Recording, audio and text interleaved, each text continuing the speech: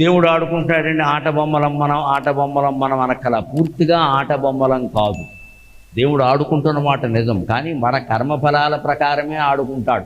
చదరంగంలో శకటం ఉంది, అది అడ్డంగానే వెడుతుంది, నిలువుగా వెళ్ళదు.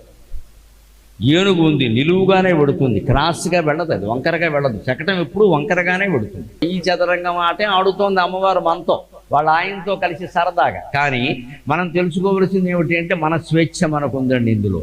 మనం శకటం అయితే ఆవిడ అడ్డంగానే కదపాలి, మన నిలువుగా కదపడానికి వీల్లేదు. మనం ఏనుగైతే ఈ ముందుకే కదపాలండి, ఆవిడ వంకరగా నడిపించడానికి వీల్లేదు. మనం గుర్రం అనుకోండి, 2 అడుగులు ముందుకేసి 1 అడుగు పక్కకి వెయ్యాలి. గుర్రం కాబట్టి 6 అడుగులు ఎత్తానంటే కుదరదు. మంత్రి అనుకోండి, ముందుకి పెడతాం, అడ్డంగాను వస్తాం. మనకు అవకాశం ఇవ్వాల్సిందే. అంటే అమ్మవారు మన జీవితాలతో ఆడుకుందుకు మన కర్మ ఫలాలే మూలం, మనమే మూలం. ఆ స్వేచ్ఛ. నువ్వు మంచి పని చేసుకో, మంచి అనుభవించి ఎవరొద్దన్నారు. నువ్వు చెడ్డ పని చేయమని చెప్పలేదు.